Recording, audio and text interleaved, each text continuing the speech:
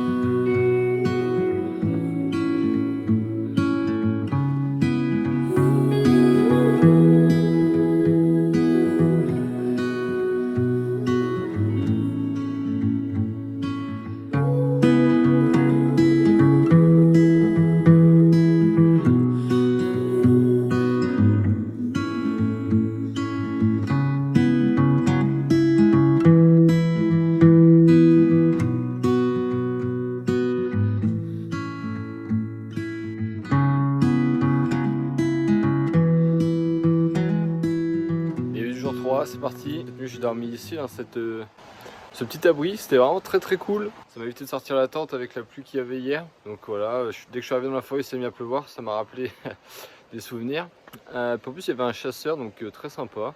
Le mec en fait il chassait les opossums dans la forêt. Parce qu'en fait ici c'est des vraies pestes et en fait ça bouffe les arbres, et après du coup les oiseaux ne peuvent plus manger et se reproduire, et ça tue en fait les oiseaux natifs d'ici. Donc ils sont vraiment activement chassés. Il y a d'ailleurs des pièges un peu partout sur les sentiers, tout ça. Je repars aujourd'hui et donc là il me reste 35 km avant d'arriver jusqu'à Levin.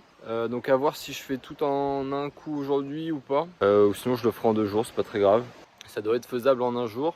Mais quand j'ai regardé les notes, et il préconisait 6 à 7 heures pour faire les 15 prochains kilomètres, parce qu'en fait il y a pas mal de cours d'eau à traverser, donc selon la hauteur de l'eau ça risque d'être plus ou moins embêtant, parce que je vais risquer de devoir me déchausser. Donc à voir ce qui se passe, comment ça se passe. Voilà, si je peux faire 35 km d'un coup ça serait cool, mais sinon on fera en 2 jours, c'est pas grave. Donc on y va, let's go.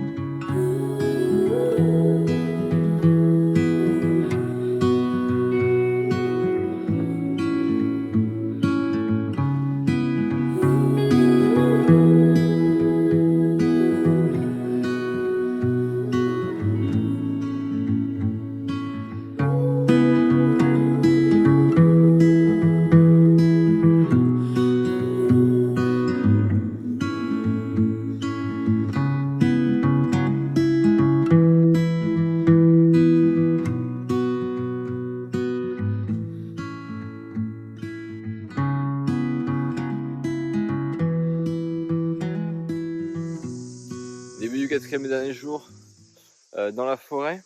Donc hier finalement je me suis arrêté à la hutte, donc j'ai fait les 15 km comme il préconisait, comme je savais pas s'il y avait d'autres huttes après. Et au final le sentier était vraiment très technique, donc c'était pas facile d'avancer avec les cours d'eau, tout ça. Et par contre c'était super, c'était vraiment génial comme trajet à travers la forêt. C'était très boueux aussi, il a un petit peu plu mais ça allait. Donc aujourd'hui on a 20 km pour sortir du sentier et après on a encore 5 à 10 km pour rejoindre les vignes. Donc ça devrait être une assez grosse journée. Surtout que les 20 prochains kilomètres s'annoncent pas forcément facile, un peu comme hier en fait. Donc à voir ce que ça va donner. Mais ça devrait être super, en plus il fait super beau. Il y a un magnifique ciel bleu. Bon par contre il fait froid et ça devrait vite se réchauffer. Et puis voilà, c'est parti pour cette dernière journée en forêt.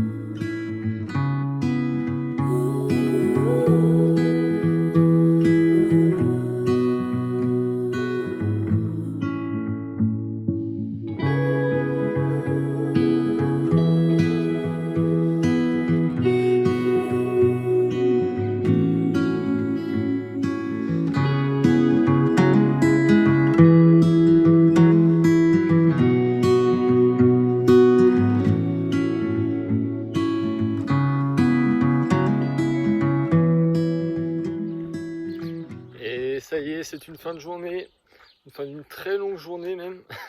Je suis vraiment assez fatigué, je vais bien me reposer. Donc là j'atterris au terrain de camping de Lévin.